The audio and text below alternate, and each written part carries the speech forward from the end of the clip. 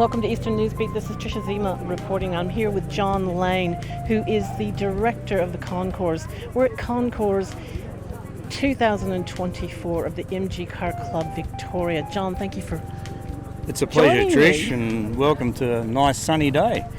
You have ended up with a stunning day, haven't you? Yeah, very lucky indeed. Yeah. It's not too hot. It's got that lovely breeze. And the nice breeze, yep, beautiful. All the flags on all the different cars are fluttering. And all the rain we've had, it's actually half green as well. Yeah, gorgeous. Now, tell me, what does the director of Concours do? Well, we have a committee of some very experienced people, and the director, really, it's a coordination role as well as a doing role, but I'm a big believer in if everyone on the team does their little bit, it just means the result's that much better, and no individual gets run into the ground. So that, I'm more into the coordination of it than the doing. So many hands make light work. It's a good saying. Yes, it's absolutely right. How many on your committee? We have 9 at the moment. Yeah, so 9 people, and they've been around. A lot of them have been around a lot longer than me.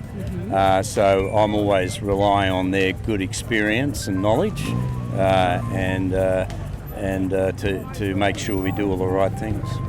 So what things do you have to do to get prepared for a concourse? Well, we have to organise things like the trade tents, the food. So we've got the CFA from Panton Hill here today. We've got the Ladies Register, who are doing a fantastic job with their part of it. And then we've got to organise the judges and organise the competitors too. We've got to advertise it. We advertise on social media. We try and get as many members of the public here to expose the club to the public.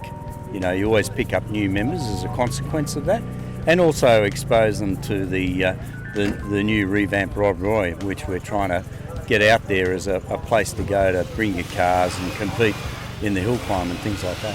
What's the vision behind Concours? Well, it's to encourage people that own these cars to make sure that they're in as best condition that they can physically make them, and as accurately as when they rolled off the production line from the factory. So almost original. Yeah, originality. The two primary groups are condition. So the paint's all great and the upholstery's not torn and all that, but it's also about originality. So, the right wheels, the right paint colour, the right upholstery setup. The hood's got to be right.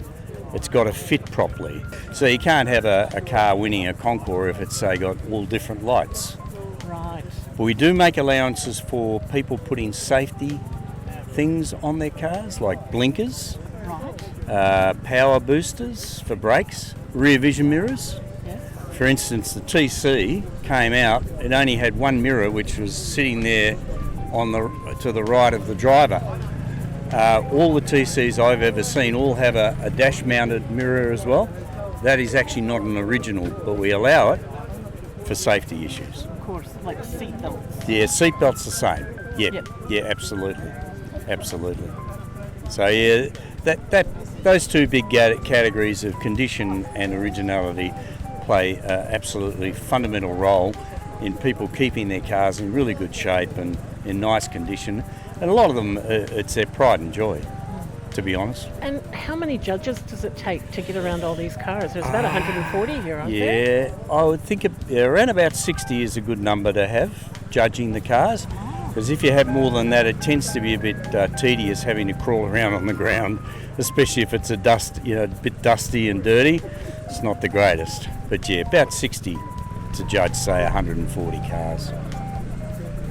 And how do those judges get their training? That's by rote, most of it. Some of us, when I first started, I didn't know a hell of a lot about TCs, but I read a lot.